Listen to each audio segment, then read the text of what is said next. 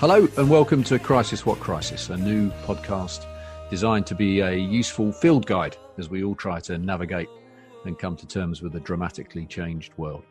Whether it's personal, professional or both, crisis is without doubt the new shared experience. I'm Andy Coulson, a former newspaper editor, Downing Street Director of Communications and one-time inmate of HMP Belmarsh. For the last 4 years, I've been putting all my experience, the good and the bad, to use as a strategic advisor to business leaders. And I can tell you that the bad has been just as useful as the good. And that got me thinking that there are plenty of great podcasts out there where you can hear stories of success. There are far fewer where you can benefit from the experience of those whose lives have properly unraveled. So in Crisis What Crisis, I'll be talking to the embattled, shamed, courageous, ruined, damaged, resilient, unlucky and lucky survivors of crisis. Some names will be familiar, some less so, but all our guests will talk about their crises honestly, often with humour, but always in the hope that what they have to share might be useful to anyone facing down their own demons and challenges. Put simply, these are crisis stories worth sharing. If you agree and enjoy what you hear, please do give us a rating and review. That way, even more people will hear them, and that, in the end, is what it's all about. Crisis What Crisis is generously supported by Mindstream, a brilliant company who harness the power of music for personal well-being, whether it be music for meditation, to help focus, sleep, stress relief, yoga and fitness, rejuvenation, even grief and loss. Mindstream is there to improve human performance. I've tried it, it works, and I'd recommend having a listen to the Mindstream catalogue yourself. Just search Mindstream, that's mind with a Y, on Spotify. Thanks again for joining me. My guest today is the award-winning chef and restaurateur Mark Hicks. Mark is one of the true greats of British food. Born in West Bay, Dorset, he worked his way through the high-end kitchens and restaurants of London, including the Dorchester, the Caprice, Daphne's and Jay Shiki, to build a successful empire of his own. Hicks restaurants, all serving his brilliant trademark British food, included Hicks Mayfair, Soho City, Tramshed in Shoreditch and Hickster Bankside. All of them favourites with the glitterati and critics alike. In 2016, Mark and friend Damien Hirst opened Pharmacy 2, a new venture that brought together their shared passions of art and food. Along the way, he wrote a number of best-selling books and was awarded an MBE. Mark was an energetic, hands-on entrepreneur, zipping every day between his restaurants and 130 staff on his trusty Vespa. But then, earlier this year, the wheels came off. Mark had entered into a new investment partnership to fuel a further rapid expansion. He had big plans when COVID struck, lockdown almost overnight, decimating the hospitality sector. In April, his new partners put the business into administration very much against his wishes. Mark had no choice but to lay off most of his staff, a moment he describes as the worst of his professional life.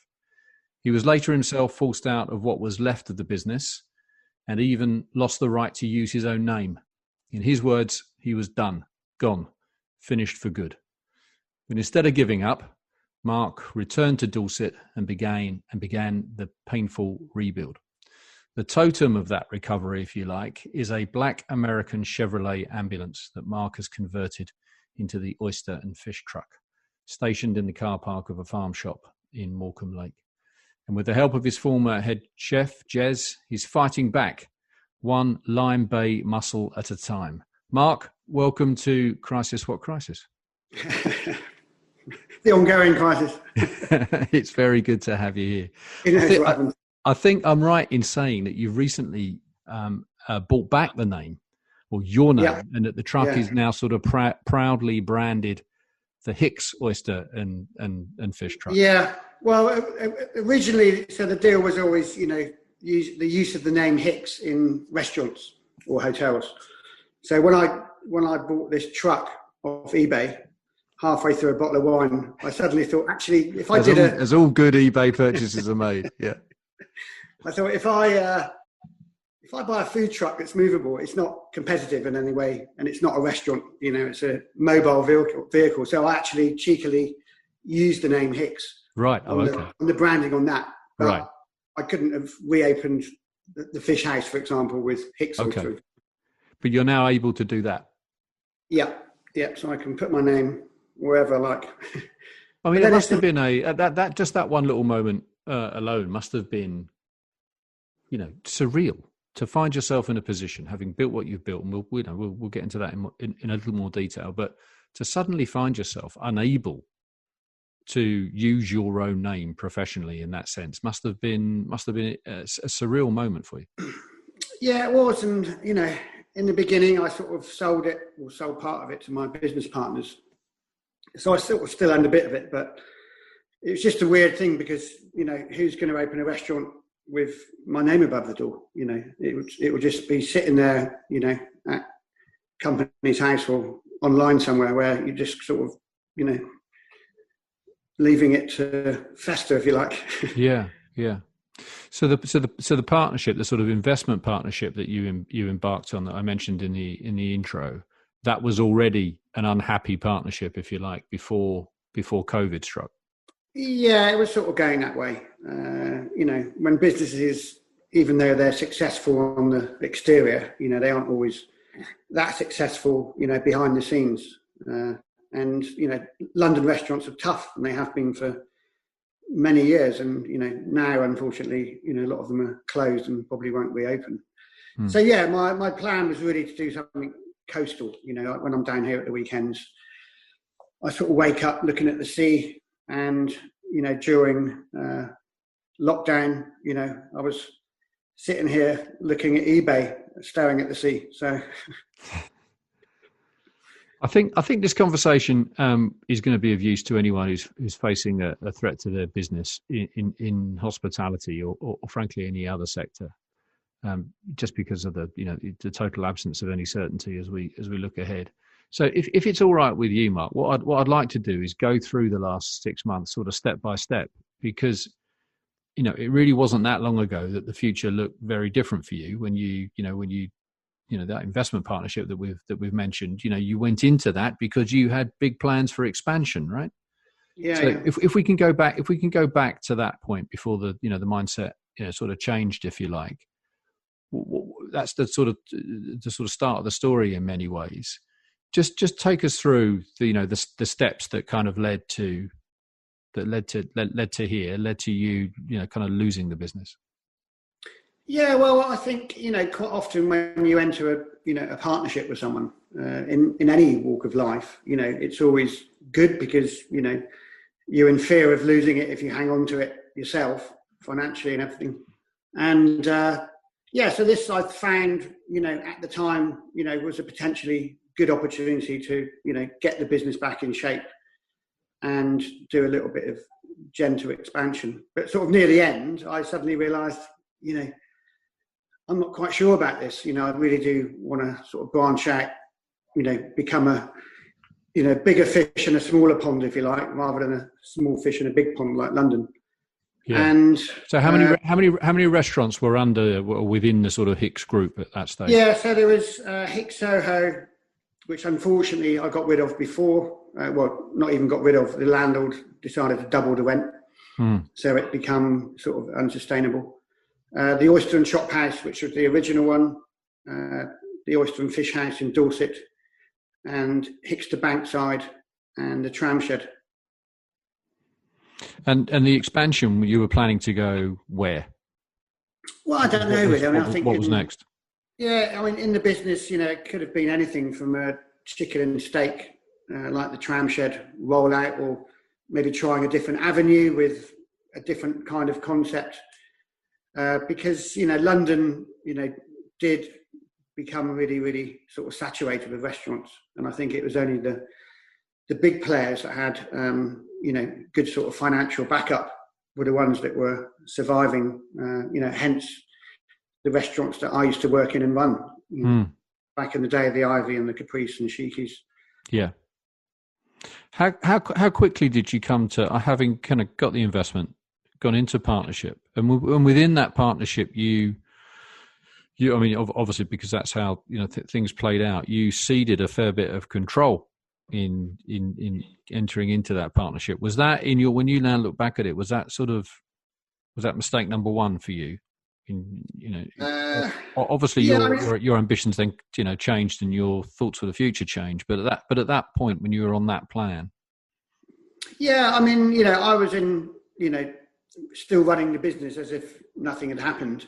And the main incentive for me of getting, investment from the outside was to help the existing business to develop and, potentially to, expand a little bit and see what happened. And I think, you talk to lots of people who have, been through, half a dozen different investors, and it's never quite worked out. A lot of the people I know in the business have, done exactly the same thing and ended up sort of falling out. So quite often it's inevitable, but now, the only person to blame would be myself if anything goes drastically wrong. Yeah. But you're right. I mean, it's the model, isn't it? That you get to a certain stage, and there are plenty of other stories in your trade, let alone in others. Where that's exactly what's happened, is that someone's gone, into partnership with, and ceded control, or at least a part of the business, and then it goes horribly wrong. So you did it with your kind of, you did that bit of it anyway with your eyes open. But of course, what you hope is that you'll be the exception, and that's what you were thinking. That this is a partnership that could work for me. Yeah, and I think everyone probably has the same thoughts.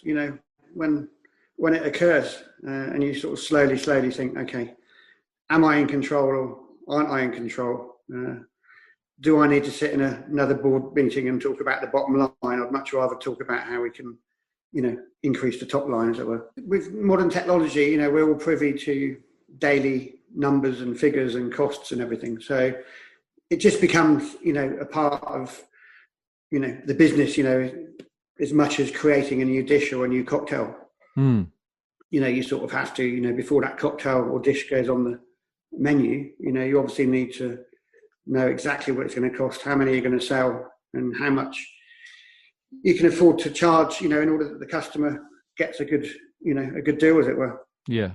Give us a sort of snapshot of your life right at the top of the curve then. You've got these amazing restaurants, Soho aside, as you say, because the landlord is, clearly misbehaving, to put it mildly, in terms of the rents there. I mean, Soho was an interesting one because, it was my third restaurant, and we were sort of doing a restaurant in Selfridges at the time, up on the first floor. And, Soho was fairly sort of profitable, on a sort of high-ish rent for Soho, but not as high as a lot of people. And then, the money we were making suddenly turned into break even when the rent was doubled. And I think, there's going to be a lot of this. Even friends of mine are still being charged rent, even though the restaurants are closed. Yeah. And I think what the landlords, especially in Soho and the West End, aren't doing is going into partnership with their tenants. Yes. Where as a turnover-based rent would be the perfect scenario, so that, if the business is down or the business is up, both the landlord and the operator benefit, or don't, as the case may be.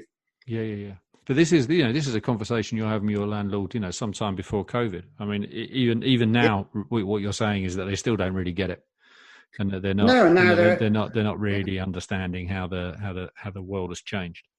Yeah, and I think they probably will be very soon when their premises are still vacant and there's no rent coming in. So. Yeah. So. COVID then comes, or at least, because it wasn't an overnight thing. It feels like it in retrospect, but the truth is, it was there in the media for a while. At what point did you start to think this could be properly kind of existential for this business and for the sector? What do you remember the moment when you thought to yourself, hang on, this is not going to be a 2-week problem? Yeah, I mean, mine kind of coincided exactly with the time when the government said restaurants, bars, hotels have to close. And the minute or the day after that announcement was when I got the phone call from my business partner, who'd cancelled a meeting in the previous week and told me over the phone that, his senior board, made a decision to put the business into administration. And at that point, that was totally out of a blue sky for you. Yeah. And then, of course, there was the announcement that, everything has to close. And at that point, I thought, okay, what am I going to do next? Because obviously administration means no restaurants. I was in conversation with the administrators most days, and with the sort of foresight of maybe buying a couple of the restaurants back, because the restaurants that were closed or went into administration, there was no value because nowhere was open. There was no business anywhere. Which is, so I had a bid on the fish house and I had a bid on the oyster and chop house, which was the first restaurant. So I sort of escaped to Dorset, still having these sort of daily conversations with lawyers and ex-employees and, members of staff that I could potentially work with in the future. And, I basically come to Dorset, sort of wrecking my brains, what can I do? Which is why the idea of a mobile food truck came up, really. Just before we get there, can you try and because I just think there are so many people potentially listening, some of them listening to this podcast who are either going through or fear that they will end up in a similar process. Yeah. When you got the call to say, it's over, just give me an idea of your thought process at that point. I mean, first of all, emotionally, right? This is your baby. This is an empire that you've created, that has been a hard slog, to put it mildly, over a decade of your life building this business. I think I'm right in saying. And then suddenly you've lost control of it, and you've not just lost control of it; it's going to go.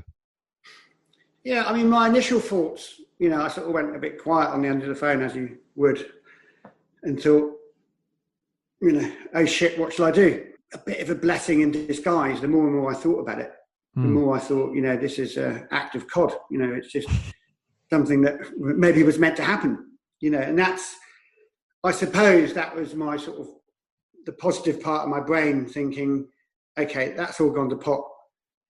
How can I, work with it and, continue doing what I do best, downsize and just do something. Because the minute you stop earning money, and you've still got, family to support, mortgages to pay, all the other costs involved in living. That was it. Luckily, I get a free membership to the Groucho Club because I'm on the committee. So that saw you through. That was one thing that I wouldn't have to pay. Exactly. What was the negative side of your brain saying to you then? Because clearly, what we're already discovering here is that you are a fundamentally positive person, right? That you hold to that old line from Fight Club. I think it's Tyler, isn't it? I think, who says that when you've lost everything, that's when you're free to do anything. Yeah, exactly. You'd agree with that. Yeah, but you don't just. That's not just how it's not how it works, is it really? That the positive instincts just kick in and off you go. Obviously, there's another voice in your head. So what's the negative, voice in your head that you are sort of battling against? The most negative thing was, the 130 staff that I'd worked with, some of them for, a decade almost, and some of them 20 years back in the Ivy and Caprice days. So that was the thing that was really bothering me, that suddenly, these 130 people are going to be redundant. It's a sense of responsibility. Yeah, and without any jobs to go to, because there suddenly were no jobs because nowhere was open, everywhere was closed down. So for me, that was the biggest thing, and I wasn't in a position to say, okay, take 3 months redundancy or whatever. It was a very clear sort of 2 or 3 week, notice period with no, unemployment. So there was no opportunity to furlough either, right? No, because the business was in administration. So that was the thing that bothered me the most. Can you tell me about some of those conversations and how it felt again? Because I think it's going to resonate with so many people who are going through similar things at the moment. Yeah, I mean, I gathered as many staff together as possible, out of the 130 at the tram shed, and, basically stood on a chair and made the announcement, making clear that it wasn't my doing. And then one of my managers at the tram shed, Andina, who's now coming to work for me at the fish house, right? She also got on a chair and was sort of, telling my story, from a sort of, well-being point of view, if you like. Because I was almost speechless by that time, and I think she could probably tell that I was going to, shed a tear. What did she, just give us a flavour of what she said? Well, she just kind of, within a couple of minutes, just put everyone at ease. The fact that, the person that's talking to you now wasn't the person that decided that you're all going to lose your jobs, we're going to close the restaurants. So, it was a great way to sort of, for a member of staff, who was also going to be made redundant, to sort of stand up and talk about it. Because obviously sort of reputation goes hand in hand with these wretched moments. Were you concerned, and in your game, your name, we've talked about literal ownership of your name, but the kind of, the reputational piece is obviously fundamentally important for you. Were you worried about that? Yeah, I was. And it's quite interesting that it's not the thing that you're thinking about, your own personal reputation at the time. It's, what are these guys going to do, number one? And number two, what am I going to do next? That was the thing that was racing through my brain on a sort of daily basis. So I wasn't. Yeah, go on. I wasn't in a position to re-employ them, and I couldn't even pick up the phone to offer them jobs with my friends and stuff, because everyone was in the same boat. Because of this enormous weight of responsibility that you're feeling for those who are also being affected, you go into campaign mode, and what are the, again, I think this will be potentially useful for people. How are you prioritizing, Mark? What was the kind of list in your mind that you needed to get through? And I'm sure you're still going through it, but what does that list look like? What's your approach? Well, I suppose at that point there wasn't a list of any description, or nothing that could be done apart from, we need to get the lawyers involved here and try and get, some sort of benefits for the staff. Because, sometimes it's not unfair dismissal, but when that happens out of the blue, somebody somewhere needs to put their hand in their pocket, and, even stuff like service charge and the trunk didn't get given back to the staff, because suddenly the administrators owned everything that, was in the business and the business's bank account. So that service charge. So that service charge over what sort of period of time? That would have been a month's worth or something. So it's a month's worth of tips, effectively, that the administrators are deciding they're going to hold on to. Mm. So is that a problem that can be solved or not? Not really, because I think that the top of the administrators' minds, and they're doing their job, is we need to get rid of these restaurant sites, and it's going to cost quite a lot of money to do the transactions and the legals and all that sort of stuff. So that we had to sort of say goodbye to the 100 and whatever grand that should have rightfully gone to the staff. Yeah. When you sort of analyse the decision to put the business into administration, knowing what we now know in terms of the impact of COVID, was it the right decision? Yes. I mean, I would have, if it would have been a boardroom table discussion as opposed to a 5-minute phone call, the board meeting would have probably gone on for 2 hours, and yes, we would have probably all walked away thinking, okay, this is the right decision. But I think when you make those decisions, you need to be mindful of who's going to be affected. Yes. Which, obviously didn't happen.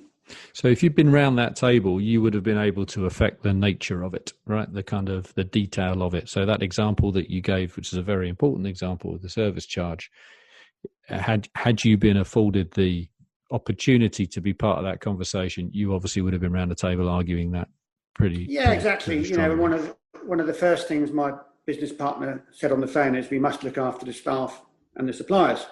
And I said, absolutely, 100%. You know, why wouldn't we? But unfortunately, you know, a lot of suppliers didn't get paid.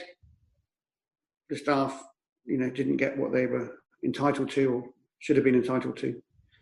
So, yeah, that was completely out of my hands. You know, a 2-hour board meeting was a 5-minute conversation on the phone, really. Yeah. So if there's a sort of message out of that sort of piece of the story, it's that even when it's at its bleakest, which of course, you know, administration in business terms is a fair representation of bleak. It's important if you can, and you couldn't because of the balance of power in the business. But if you are able to stay in the process, right? Yeah. Even so, even if it's just about being able to argue the nature of the nature of the closure or the nature of the whatever change is coming, be around that table if you possibly can. Would that be your advice?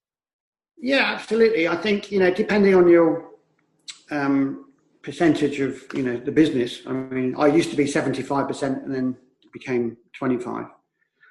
You know, it's a tough decision. You know, do we keep the restaurants closed with the government support, furlough our staff? You know, that's number one decision. Or do we put it into administration and just say goodbye to everything? You know, the freeholds, the long leases, you know, everything that is inside the restaurant, the staff, the goodwill, and, you know, the name and reputation. Another friend of mine is about to do exactly the same thing. It's a much smaller business, but they've actually made a decision because they've seen what's gone on in the last 5 months. You know, the restaurants are still closed, and, you know, they would have pretty much made the same decision as my board, but it wasn't done in the right way. And I just would strongly recommend that, you know, if you've got a decent amount of shares in your business, you know, please look after the staff, you know, because they're the ones that are going to walk away and talk about it and talk about their experience. Yeah. And of course, learn from it. You know, everyone, you know, whether you're, you know, a junior employee or someone very senior in the business. Yeah. You know, my decision was exactly the same as, you know, the guy I pay 15 grand a year to. Do you regret the 75-25 at the time? I mean, do you remember that moment when you were thinking about the percentages? I mean, were you thinking that you were obviously thinking about control, because it was fairly obvious that you were ceding control as well as. Yeah, I mean, that's the, you know, at the time, you know, when the discussions around the table are, you know, it's not a problem. You know, you still have a big say in what goes on because it's your name above the door. So creative control actually turned out to be something quite different. Yeah. And is it also perhaps a, you know, an indicator? We touched on it already, but it's an indicator on your sort of approach, because when you're looking at a deal, a contract that's effectively, you know, reducing quite dramatically your ownership of the business, you're just thinking positively, aren't you? You're just thinking it will all be great. Yeah. It always has been, and I know what I'm doing. And in the end, if I do what I do really well, it's all going to be great. Is that essentially what your mindset was? Yeah, you just, you know, carry on, you know, even if it's, you know, I always talk to lots of my friends in the business and, you know, how's it going? You know, this is previous, like last year or whatever. And yeah, they sort of look at you and say, yeah, really well. You know, what they don't tell you is you know, the business is a bit buggered and we have to rethink or get a new strategy. You know, it's almost like an automatic reaction to say, oh yeah, it's really good. It's really good. Is that a characteristic of your business? It's a characteristic of other businesses as well, isn't it? But that's a particular characteristic of your trade. I think so, because it's a business that's customer faced, I suppose. Yeah. you have to always put on a brave face and whatever, I mean, the amount of times people would say, oh, Hick Soho looks really busy. I walked past there last night. You don't want to say to them, actually, we're losing 200 grand a year because the landlord put up the rent. Yeah. They don't want to hear you tell them that. Yeah. But you presumably, during the course of the 12 years, I think I'm right, that you sort of started building under your own brand, years of success prior to that. But in those 12 years, presumably there were other moments where, as you've just said, above the water, it all looks, it's all moving smoothly, but below the water, something very different is going on. Yeah, were there sort of those kind of life or death moments in terms of the future of the business, other than the rent in Soho? Were there other moments in those 12 years? I think where it all started was, we opened the Oyster and Chop House in Smithfield, very low budget. The rent was quite low. Within 6 months, we bought the restaurant in Lyme Regis.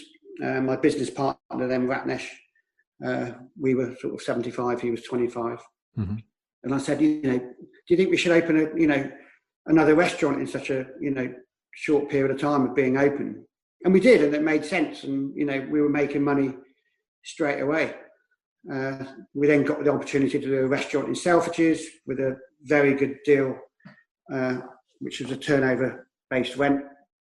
So we had sort of three restaurants which were doing really well. And during that time, we bought Hick Soho, which, Mark's bar was always busy, the restaurant was always busy, and on the lower rent, we were actually making a little bit of money.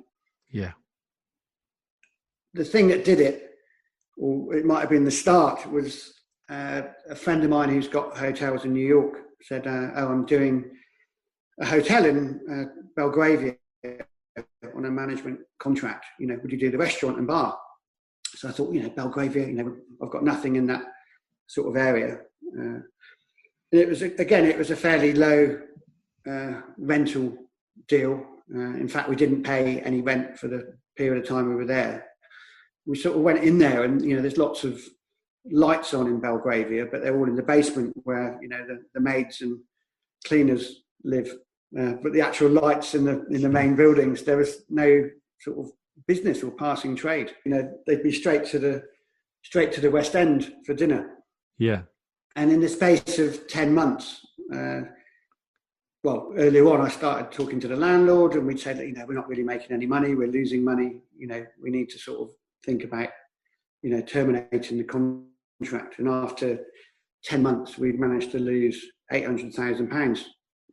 And that was, within the other restaurants and the business, that was kind of all of our profit. So sorry, that's over what that you've lost that amount of money over what period of time?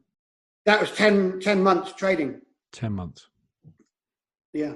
And that's not an unusual. That's not an unusual story in your business, is it? No, not at all. And the other restaurants. Each one of these kind of extensions, each one of these kind of next steps for the business, every one of them is a sort of fundamental risk to the core business, right? Yeah. I mean, why? The first one you said, it sounded as though you were a bit cautious about, but. What I suppose what someone listening to this might say is, well, why did you, if you had those, you know that about the business, you've been around the business for so long, what is it that drives you to make that risk? Is it actually that the mindset that delivers the success, it kind of goes with it, right? The two things are kind of part of the same personality. Is that the case for you? Yeah, Do you love the risk? So. Yeah, I think so. Everything's a risk, and if your business is doing okay and another opportunity comes up that you think it's a bit of a no-brainer, it's often the mistake. I mean, I used to do staff inductions where I'd show them a video of all the different restaurants, and even a year after we closed down in the hotel in Belgravia, I would still show them the Belgravia restaurant, and they'd all sort of look at me and say, where's that place? And I said, well, the reason I'm showing you this is the first three did really well, and this one was a complete disaster, and it's a good thing to learn in business. So that you were certainly fully aware and by no means you were building it you're trying to build it into the business mentality that there's risk here and we've got to be careful about what we do. Yeah. And presumably be brilliant in what we do. Do you hold to the idea that that you're at your most vulnerable when you're at your most successful? Yeah, I would certainly say that. Yeah, and I think that's an important thing for people in business to sort of keep in their mind, because there's always that, even if you're a hedge fund or you're an investment, a day doesn't go past when you want to try and make a new investment and risk money in order to make a bit more money. And I think that's exactly the same thing in restaurants. If you have one more site, that's some extra money coming in that will hopefully, turn into a bit of profit. And that's not always the case, sadly. Is part of the problem for your business as well that it's such enormous fun? Yeah. That is, it's not like you're making some dry investment in something that you can't see any kind of value out of in terms of your life and working life and beyond, your social life as well, right? Yeah. In very cool places, they're full of fun and interesting people. That's all part of the problem as well, isn't it? Yeah, exactly. It's not like sitting in an office overlooking, a factory floor where you can watch. The production line and, you've got the investment in your office or in your bank account.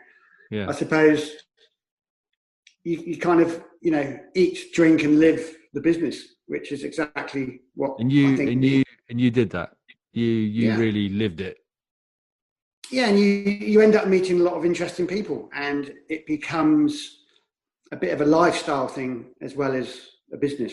Yeah. Because you're in theatre, if you like. You meet interesting people. I mean, I remember when I first started at the Caprice, dear old Liam, who used to run the Groucho, gave me a free membership. Yeah. And that was an interesting point, because, then you start meeting people that aren't in your business, and you start meeting, whether it's artists, journalists, whoever. That was a different kind of way of getting through your week, if you like. Yeah. Can you, when you look back at that time, two questions actually. The first question is is there a moment when that was the kind of, in terms of, describing that amazing circus around your business, is there a moment that you remember as being the sort of high point where you sort of stood back and thought, I can't believe we've got these people in this evening, perhaps, or it's a party that you've organised, or what was the sort of high point? Yeah, when I first went into business on my own, the Oyster and Chop House was a small restaurant, and you think, okay, well, I'm not going to take a wage out of this. And then miraculously, the job at Brown's Hotel in the restaurant come up, and also the Dunhill Club came up. So I sort of had two jobs as a consultant, if you like. Yeah. That would. Which meant I wouldn't have to take any money out of my small new business, which worked really well for me. I was maybe with only one restaurant and earning money that I hadn't invested in. I was, not well off, but, I had some money to go and spend or invest in property or art or whatever. So. Yeah. And the second question is that one of the other dangers of a crisis, you might argue, is that you sort of look back on, the life that's gone wrong, if you like, the professional life that's gone wrong, and it sort of sours it all. That you kind of forget actually that for years you were living, a fascinating, enjoyable kind of, rich life. Yeah. That when it goes wrong, you sort of forget that, and it becomes soured. I mean, how are you reflecting now on the really good years? Well, I look at it as, part of what I did and, didn't know I was going to create, when I left school. Because when I left school, I had no ambitions whatsoever and ended up going to catering college. So that was something that I looked back then and thought, catering college days, and now I'm in a completely different position and think, okay, what happened in the middle of leaving, catering college and now sort of thing. a lot of good stuff and not much bad, until recently. But now I don't really look at it as being that bad. I just look at it as being a bit of an opportunity where I'm free, I've got my name back, and, I can really do what I want within reason. And, it's my money. And if it all goes to pot again, I can only sort of blame myself and no one else. Let's get to the resilience then, and how you were able to make sure that the positive side of your, the positive voice in your head is the one that's kind of winning. You grew up, as I mentioned in the intro, in Dorset.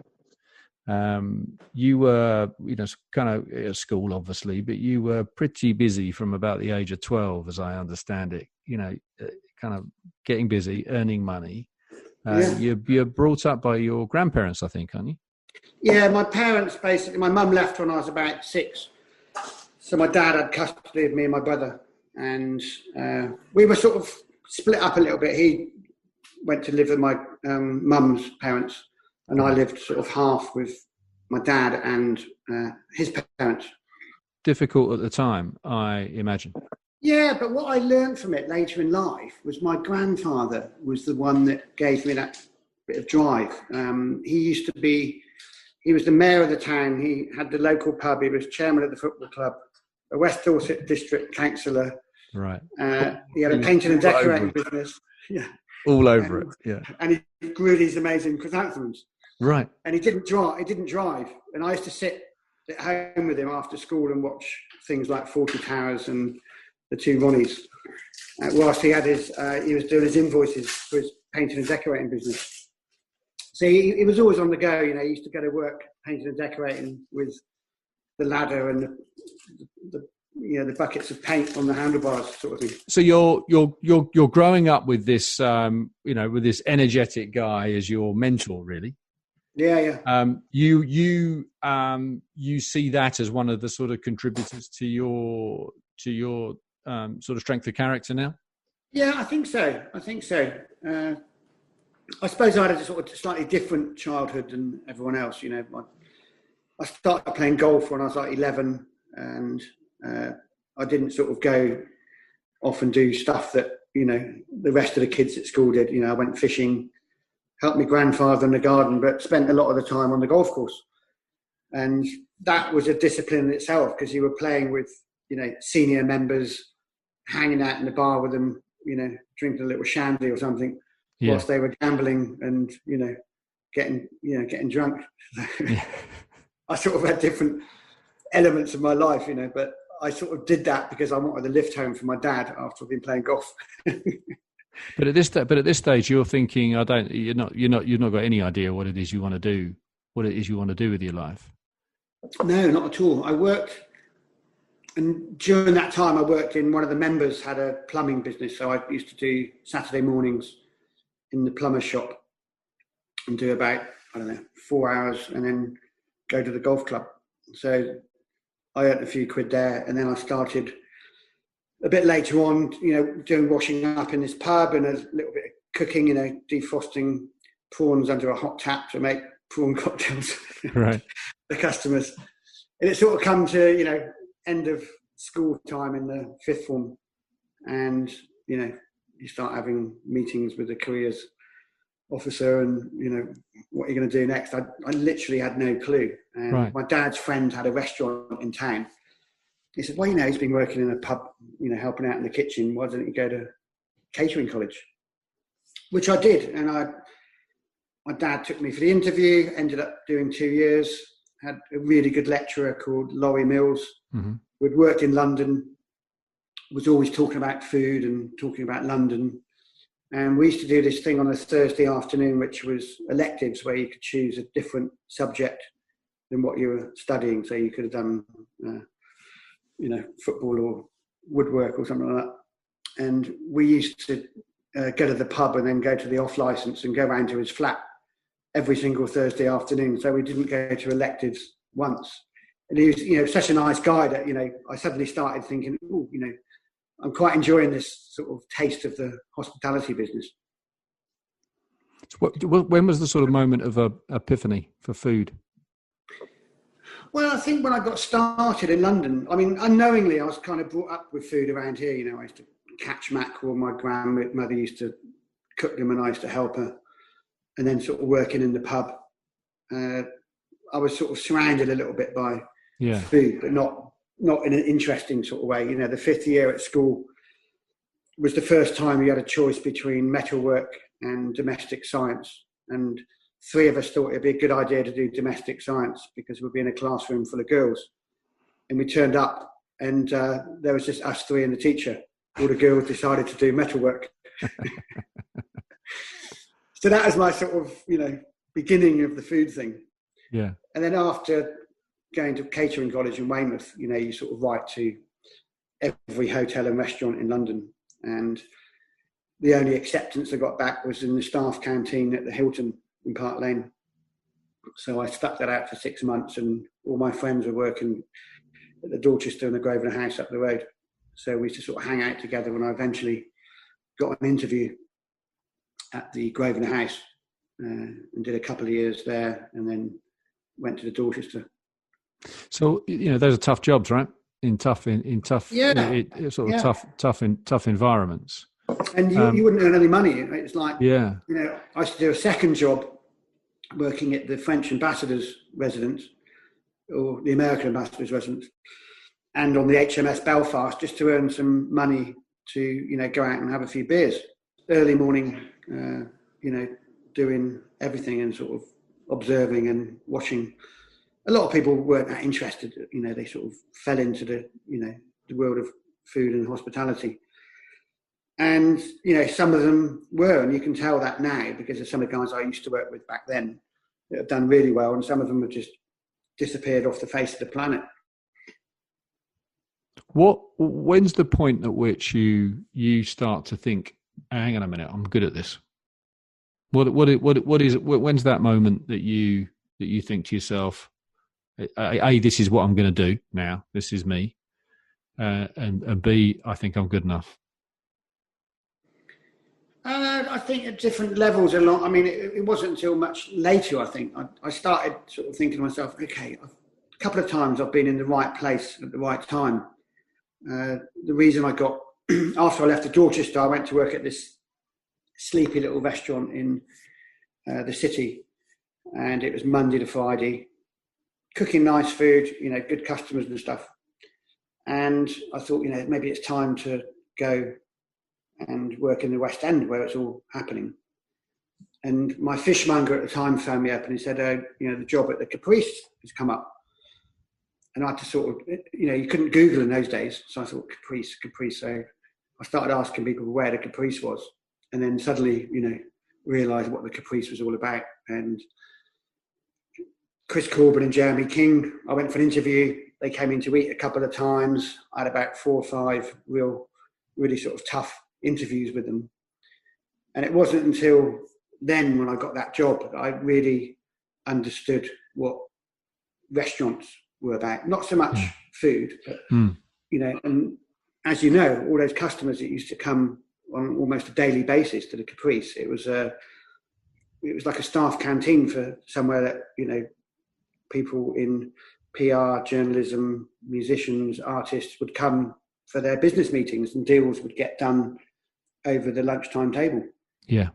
And I suddenly, you know, I remember Jeremy saying to me once that about the menu, because we had a similar sort of philosophy on food. And, you know, he would say, you know, I like the way that you're cooking what you think the customer wants to eat as opposed to what you think they want to eat. And there was always the story about, you know, the salmon fish cake where you could, you know, look your guest's eyes, look at your guest in the eyes and just eat the dish with a fork. You know, there's no looking at it, pushing it around the plate. Yeah. And a lot of the food was, you know, very much like that. There were staples on the menu. So Chris and Jeremy taught me an awful lot about, you know, restaurants and customers. Let's go forward then in the story. You know, let's go to you sat half drunk bottle of wine on eBay. What am I going to do next? Yeah. So I was sitting in exactly the same position here with the sea over there. You can see the sea in the background. Wonderful. Yeah. And I was thinking, okay, how can I? 'Cause at that point, it's not, shall I apply for a new job, or shall I apply for a job or go and work for someone else? It was what can I do to even begin to earn some money? So I just went online and thought food truck, and then suddenly all these food trucks come up. And I mean, you don't have to give us any detail. Of course, it would be impolite of me to ask, but just so we get a flavour of how hard it's biting for you personally at that stage. Mm-hmm. In terms of as you say, the things you need to cover in life and the life that you thought you'd built for yourself. How hard is that? How big a change was it, if I can put it that way? Yeah, I mean, huge. I mean, you don't sort of think as you go along in life and business about the amount of stuff that you accumulate, and whether it's a property or a couple of boats or small boats, 2 cars or whatever, and your kids schooling and all that sort of stuff. Yeah. That all you've got 3 children, haven't you? You've got older twins who are in their 20s and a younger daughter. Yeah, and a new one who's almost a year. Right. So so that all that stuff. All girls. No, the latest one, Sonny's a boy. Oh, fantastic. The first boy. Yeah. Very good. And you start adding this all up, and then fortunately, Coots call you and say you can have a mortgage break until whenever. So that's a little bit of pressure off, but often it's the financial pressure that actually makes people crack. And at that point I thought, okay, how can I earn a little bit of money to get through the next year? I stripped out all of my pension, so no investments apart from some art and property and stuff. So there's always something in the background, but I've been so used to earning money and working. I just wanted something to do. Yeah. That was. And you were reasonably good. And you were reasonably good at spending it. Yeah. Yeah. I'm not a big spender, as in, extravagance and stuff. Yeah. Or drugs, or holidays abroad. 4 times a year. Yeah. But you enjoyed your life. I'd sort of, I'd rather go fishing in the Bahamas with my buddies for a few days. And that sort of stuff. Yeah. So I was on eBay, and this food truck comes up, and I'd recognised it because it was owned by a company called PitQ. I don't know if you remember that restaurant in Soho, sort of barbecue. Oh yeah, restaurant. Yeah. Had the branding on the side, and it was, I looked at the pictures inside. It had all been done up, and it had been converted from an American left-hand drive to a right-hand drive. And it was on for something like 16,000. So I'm not an expert on eBay, but as far as auctions go, I think I bid 8,500 and didn't hear anything. Yeah. And then 2 days later, they accepted my bid. So I went to London. So sorry, you went to London? I went to London and collected it, drove it down without it, breaking down. Yeah. And sort of drove it to my little drive here. But at that point, I didn't know what I was going to do with it. Am I going to do hot food? What should I do? And whilst I was looking at the sea, I'm good friends with a lot of the local fishermen who are really struggling because with no restaurants, hotels or anything open, there was nowhere to sell the fish. Yeah. So I thought, okay, well, I'm going to sell, fresh fish to the general public, because also the general public, there was nowhere to buy fish because, the supermarkets were closed, the shops were closed. And unless you knew a fisherman, there was no way of selling fish. So I just started buying a bit of fish off a couple of the local fishermen who I knew, and selling it, in the farm shop or outside the farm shop. And so I got Jezza, who you mentioned earlier, who was my previous head chef at the fish house. Yeah. And I said, look, I'm not going to pay you a wage, but what we'll do is we'll split the profits. So I'd physically given the cash to the fishermen. I was paying £25 a day at the farm shop.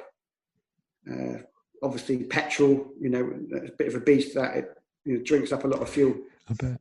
And then, I was making mayonnaise at home in the morning, and because we did little fish sandwiches.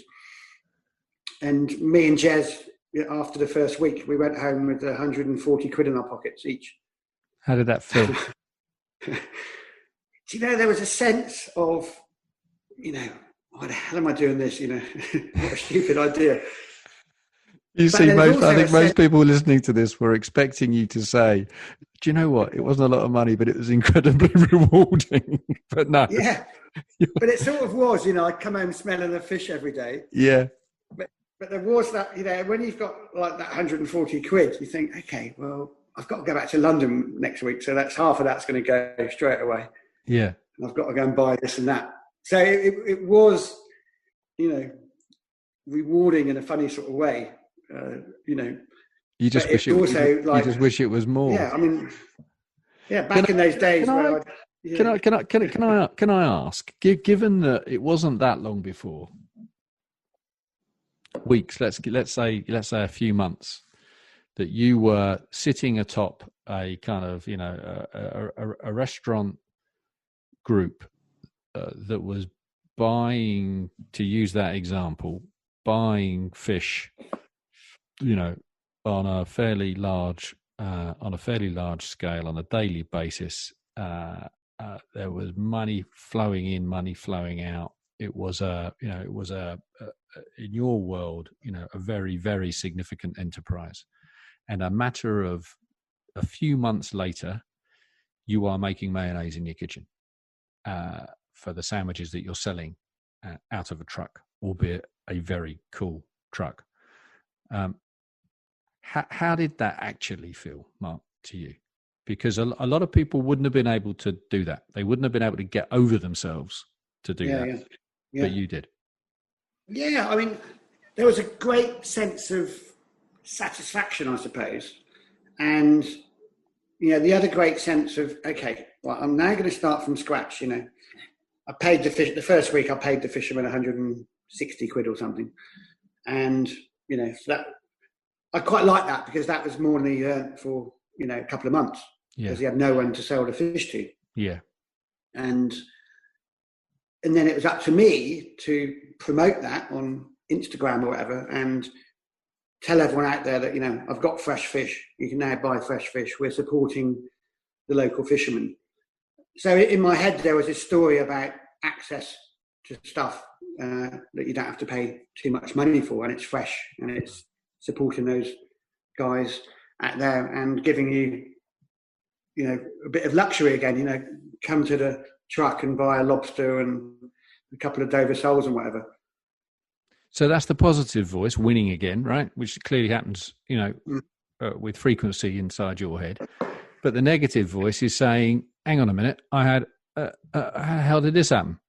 I was, as I just said, I was sitting atop this group of restaurants, and I'm now, driving a food truck. What's the negative voice saying to you at that point?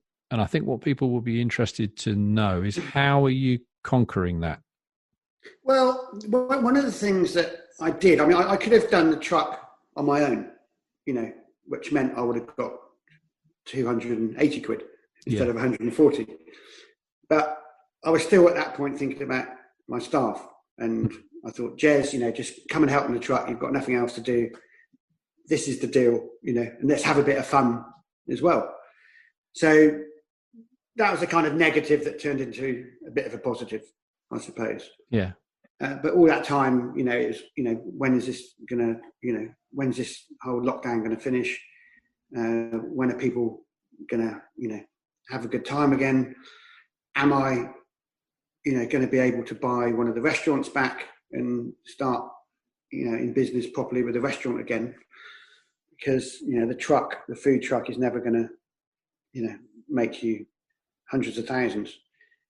But it was good PR. I found, for someone that hasn't got any restaurants anymore, there was an awful lot of PR floating around. And then when I did manage to eventually get the fish house back, because out of all of them, the fish house was the one that I would have just explain how that's happened and the sort of getting back of the yeah. So I was in long discussions with the administrators almost on a daily basis, and I said, look, what's happening with the fish house?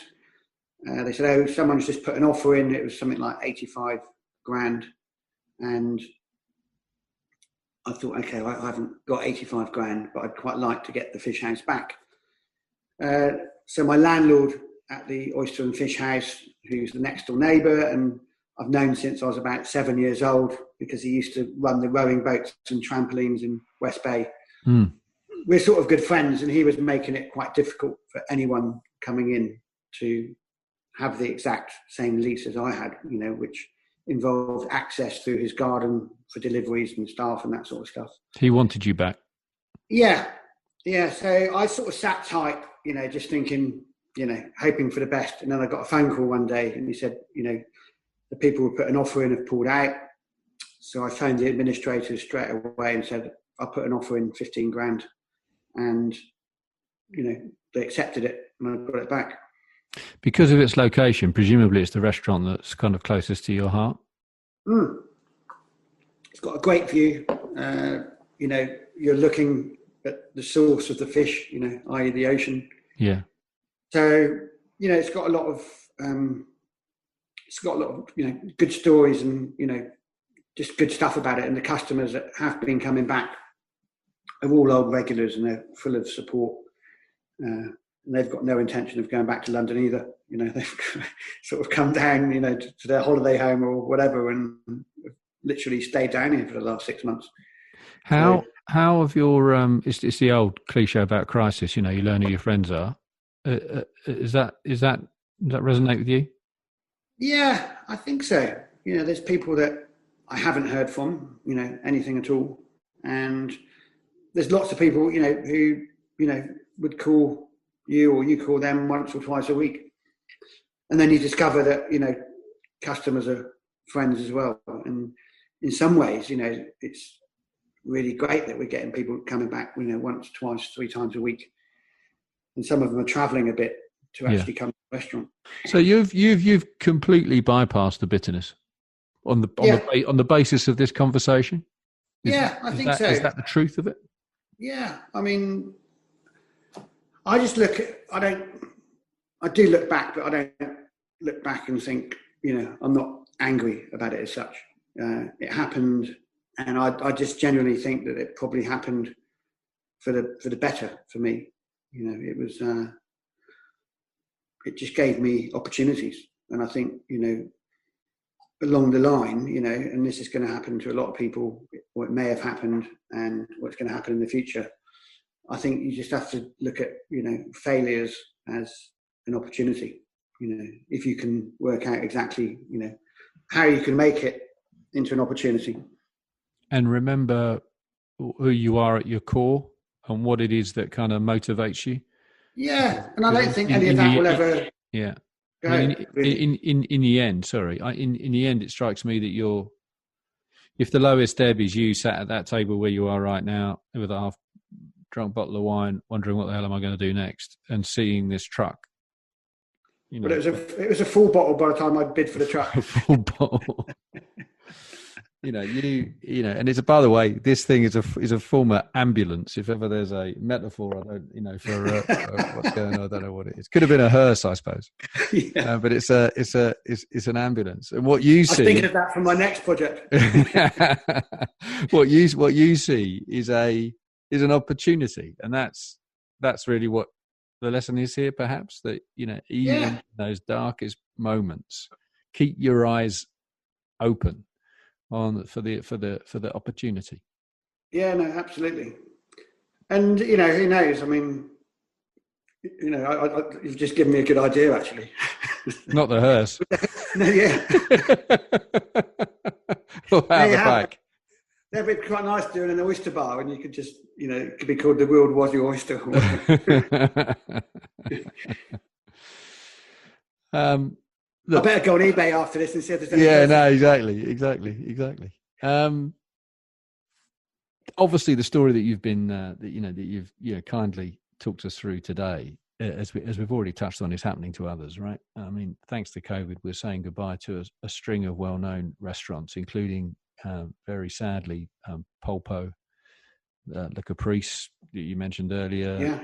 It's closed. Maybe it will re-emerge. Let's hope so. The Ledbury, Cafe Rouge, all restaurants of all different shapes and sizes and types. Your view, presumably, is that we're going to see an awful lot more of that. It's very sadly over the course of the. Yeah, I don't think it's finished because if you've got enough money, over 6 months to keep the restaurant closed, then fair enough. But I think a lot of people were just sitting there waiting for something to happen, and then suddenly realised that actually, I don't know how long this is going to go on for, but we can't sustain a business with no customers, or very few customers. And the major factor is obviously total absence of trade, absence of certainty, not knowing at all, not being able to build a plan. Which was obviously there were a lot of people in your trade were beginning to, and then suddenly new government announcements send everything backwards. But fundamentally the overheads as well, right? And you've explained very clearly the significance of rent in your world. Yeah. So if you were looking for some kind of recipe to try and minimize the damage that we've just described, it's got to come from the landlords first and foremost. Yeah, the landlord needs to almost be your business partner, I think. Yeah. In a sense that you get on, you get a good deal, and if you're busy and making profit, then they're also getting a bit more rent than they would have done. And if you're not so busy, they don't get as much rent. But I think that's geared. Yeah. I think we'll see a lot more of that. What about government, Mark? What's your view on the way that they've handled it from your perspective, and how do you think they should be handling it going forward? Well, it's quite interesting because in my eyes, the hospitality business has never been recognised or supported by the government.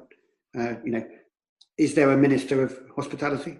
The amount of jobs hospitality creates, the amount of tourism, it's actually a really big part of our economy. And I think up until now, it hasn't been recognised by the government. They're not opening, schools to teach people how to run a restaurant or how to run a hotel. They're actually closing down all the existing colleges like the one I went to. So I think there needs to be, whatever happens next, there needs to be quite a big focus and a big sort of government body that recognises and looks after the business, because on one hand they gave us the discount, and now they've taken it back, closing at 10 o'clock. We end these conversations always in the same way, with me asking you for your 3 crisis cures, 3 things that kind of helped you, have always helped you in the tough times. And the only rule is that it can't be another person or a process, because obviously we've covered that during the course of the conversation.